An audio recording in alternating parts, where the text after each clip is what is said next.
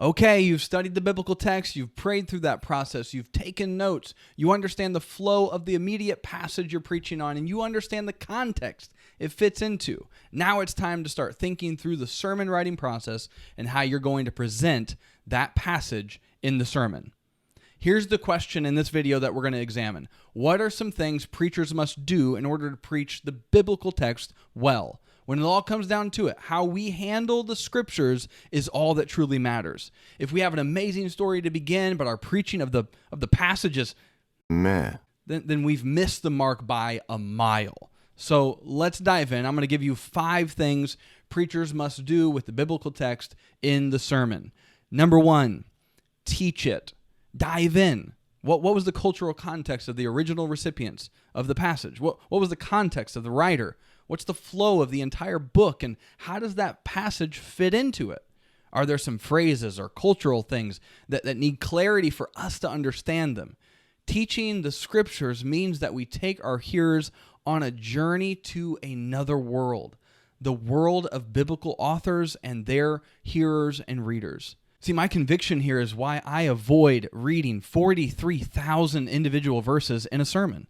Slow down. Spend the time, not just to read a bunch of verses, but teach the biblical text. Preferably one Bible passage, because we must help our people understand what the biblical text means. We must help them see what God is saying in and through His Word. Hey, and by the way, if this video has been helpful so far, be sure to hit the like button. And if you're not subscribed already, go ahead and just boop it. Just boop right there. All right. Number 2, apply it. If we've understood the text well, we can bridge the meaning from then to today.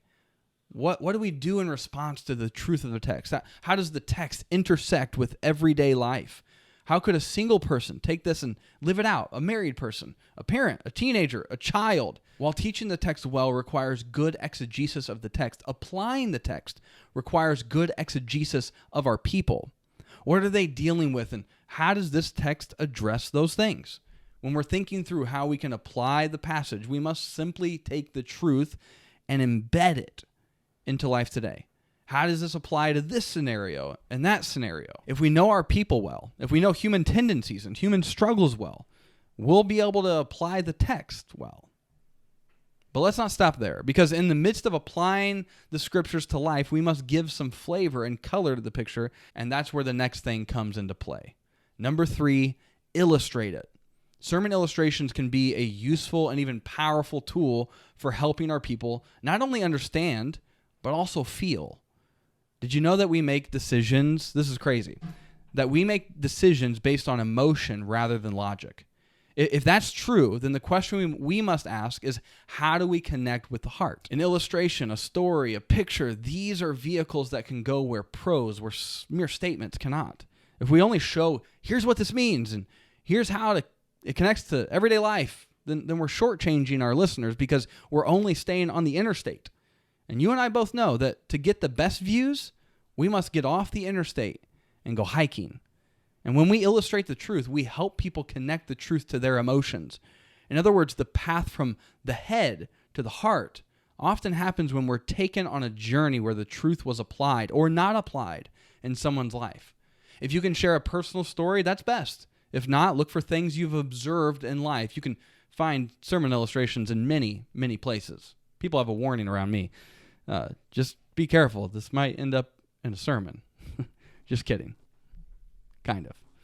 Now, before we get to the next thing, I want to let you know about a free gift I've got, just my way of saying thanks for getting to this point in the video. It's my 10-step guide to writing a sticky sermon. If you like content like this, then you're going to love this free PDF guide that walks you from the first part of the sermon prep process all the way to getting your manuscript done. It's the 10-step guide to writing a sticky sermon. Get it at preachandlead.com/guide. If you want to level up your sermons, make it more memorable, and communicate to the heart, then be sure to get this guide, preachandlead.com/guide. Now, let's get back to the next one. Number 4, distinguish it.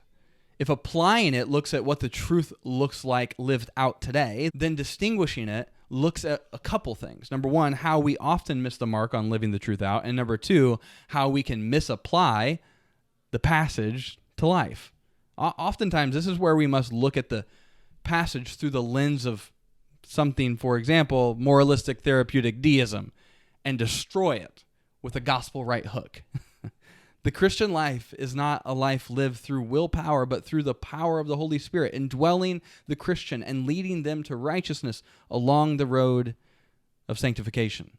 See, we miss the mark. We need Christ to account for our sin and release us from its bondage. So we need to preach the good news, and it's often done when we distinguish what the passage is saying and what it's not.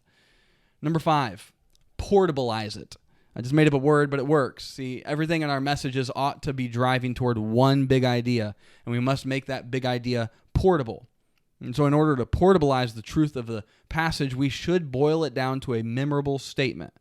You can make it rhyme, like Andy Stanley when he said, "There's no win in comparison." Or make it alliterated.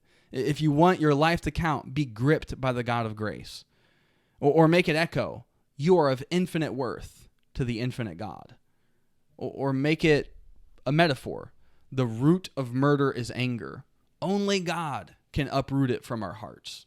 Or make it contrast, like Carey Nieuwhof did when he said this, "A life devoted to self ultimately leaves you alone." Friend, preach one point and make it sticky.